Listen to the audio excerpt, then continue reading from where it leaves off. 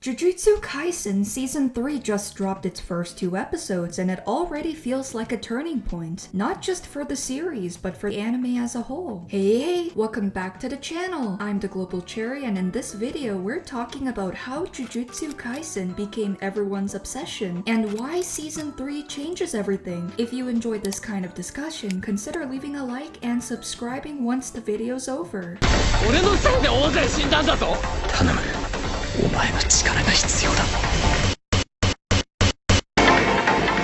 I rewatched Season 1, Season 2, the Jujutsu Kaisen Zero movie, and the first 2 episodes of Season 3, and I am fully back on the emotional roller coaster. I can see exactly why the series became so popular. The fights feel special great on their own, and the animation and writing are consistently S tier. Mappa did an incredible job and the openings are excellent. Season 3's opening in particular is peak. I have had that song on repeat like it's a religion, and I do not care if people are hating on it. If Choso is spinning like a fidget spinner, the opening is perfect. I also love how it frames love and hate as 2 sides of the same coin through characters like Maki and Mai and Yuji and Sukuna.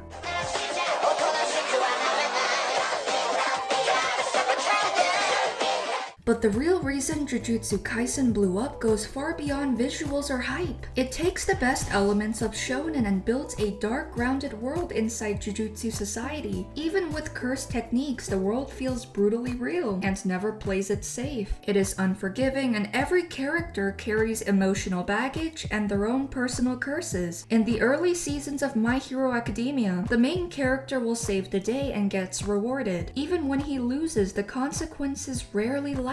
But in Jujutsu Kaisen and in shows like Attack on Titan, characters are not protected by plot armor. They fail and they suffer for it. That shared sense of danger is why these stories resonate so deeply. Season 2 asked what strength costs, but Season 3 is where everyone is forced to keep paying that price.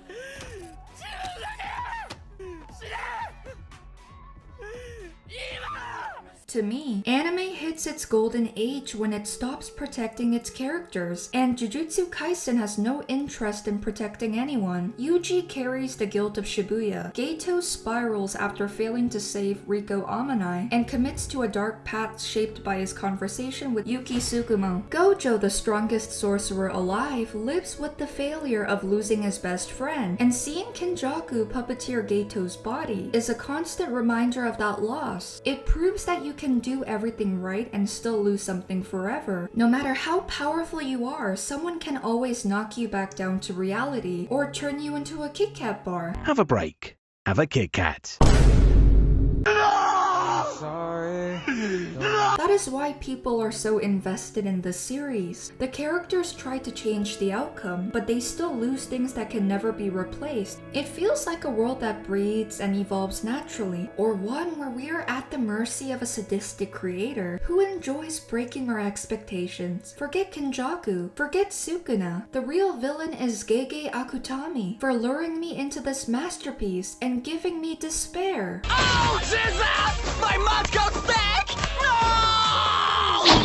Season 3 feels like a clear evolution of everything that came before it, and even the ending songs reflect that shift. Season 1's ending song ends with everyone dancing. Season 2's feels slower and reflective, almost nostalgic. Season 3 is dark and somber, and it tells you exactly what kind of season this is going to be. Back in Season 1, Yuji joined Jujutsu High with a simple goal. He wanted to guide people to proper deaths, get stronger, and keep Sukuna under control. Then Shibuya happened, and Yuji lost control of the outcome. Sukuna slaughtered countless people, the city was destroyed, and Yuji lost people he cared about. Worse than all of that, he feels responsible, not Sukuna, himself. Especially after remembering Megumi's words about how it would feel to save someone, only for them to kill others later. Yuji realizes he became that someone. If anyone lived through Shibuya, they would need permanent therapy.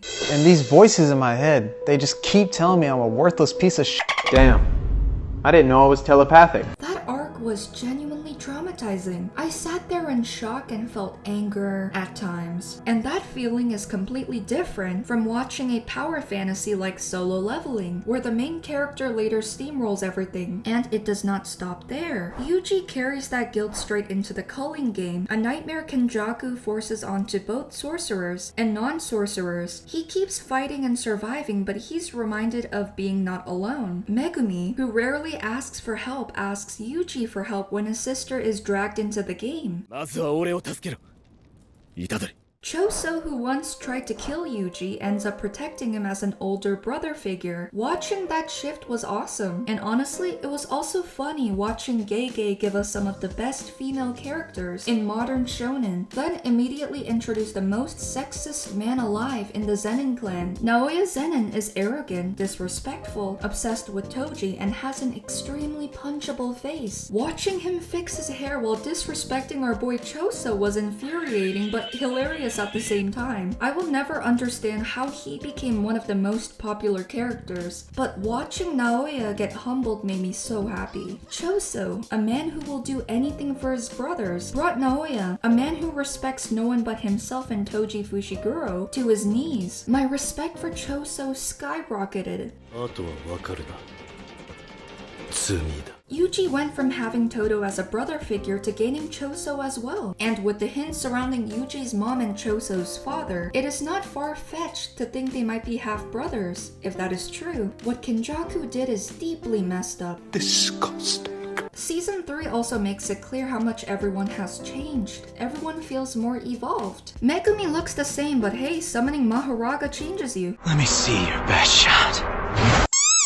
Yuta is no longer the gentle, anxious kid we met in Jujutsu Kaisen 0. He now carries a cold, dangerous edge as Yuji's executioner, and it is chilling. The fights continue to show personality through power. Yuji relies on raw physical strength and minimal cursed energy, while Yuta radiates cursed energy effortlessly and keeps pace no matter how hard Yuji pushes himself. Yuji lifting curses far larger than himself shows how much he has grown, but Yuta is also operating on an entirely different level. Even Rika stepping in does not change that. His ability to use reverse curse technique on others adds even more weight to his presence, especially knowing he volunteered for this role after a conversation with Gojo. The goal now is to undo Gojo's seal by reaching Master Tengen, and everything feels like it is heading somewhere dark. Yuji is going to suffer even more as Kenjaku turns Japan upside down, and I would not be surprised if this season ends with Sukuna taking over Megumi's body, especially after Yuji believes more fingers will not affect Sukuna's control over him. The Culling Game is brutal, and just from the season 3 opening, it is clear that even more sorcerers are being dragged into this nightmare. With the current pacing, it is also possible we may finally meet Kinji Hikari, the restless gambler himself. It is going to be a wild ride, and anime fans are eating good this year. I'm fully in. Even though the animation style has shifted slightly, the animation for Jujutsu Kaisen still looks great. I'm just glad it did not get the One Punch Man treatment and turned Yuji into One Frame Man. There is still a lot of detail in the movement, and it is clear this season is going to be packed with action. What I am most curious about now is how the anime will handle the ending. The manga's final chapters had mixed reception, largely because of the toll it took on Gege's health. Because of that, I do not expect major changes, but I could see the anime improving the pacing or adding scenes to give better closure. The extended Sukuna and Mahoraga fight and Nanami's Malaysia scene already shows how much care the anime team puts into emotional payoff. I am here for the journey either way. Are you? What do you think of season 3 so far? Do you think it's going to be peak? And what direction do you think they'll take this season? Let me know your thoughts below. If you enjoyed the video, leave a like and subscribe for more. I'll see you in the next one. Bye bye!